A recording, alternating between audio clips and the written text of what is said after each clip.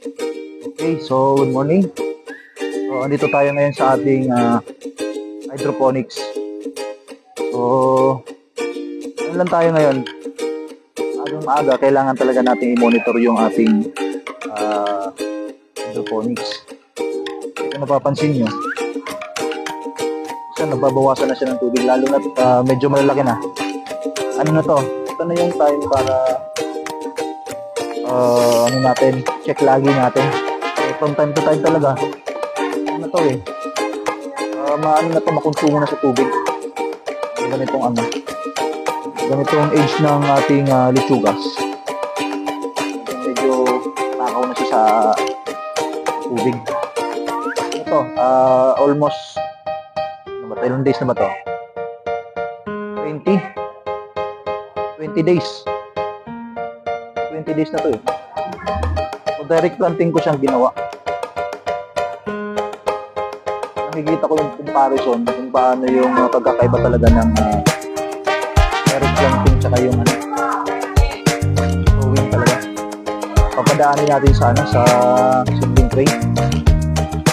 Medyo natatagalan talaga ako sa sistema ng direct planting. Kaya naisip ko ngayon, talagang babalik tayo sa usual na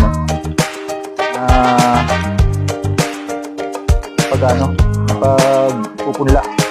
Kailangan talaga magpunla makikita natin ano talaga yung urban farming. Kailangan tayo mga option ginagawa.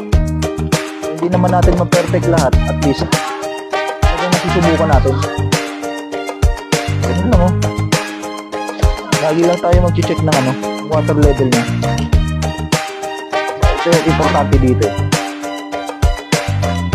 So, mamaya, ako maglalagay ka ng tubig. Meron akong dalawang tray. Hapon, nagtanim ako ng dalawang tray.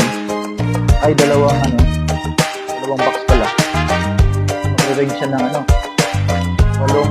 hanggang 9 na styro boxes na ganito. So, makakaisang isang hilera. Nag-order na ako ng buto, panibago. So, sakto na naman yan. Pag nag-harvest tayo nito, ay tabag na yung punla natin. So, ganun lang yung rotation. So, hindi ko na siya pinupuno. Kasi mahirap mag-dispose. So, ang ginawa kong discarding ngayon, dalawang hilera, pwede na nating i-harvest yan. Pag lumaki, may nakasunod na naman na pwede nating i-harvest. Tuloy-tuloy, hindi tayo na bubukulan ng harvest. Kasi minsan sa dami hindi na natin ma-dispose, pero kaya naman paubusin. Kaya lang yung urban farmer talagang ratratan din ng tanim. Anyway, so naka Boy Scout uniform tayo ngayon dahil dito sa school pinopromote ko na every Friday ay scouting day.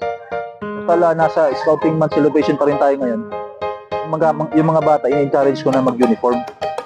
So para naman ay in-encourage natin sila. So na scout master, ikaw yung unang papasimuno na mag-uniform. Anyway, tuloy pa rin ang natin. Tuloy pa rin yung style natin. Yung rotation pa rin. At na-enjoy naman natin yung ginagawa natin. Okay? So update ko po kayo mamaya sa ating mga gagawin ulit.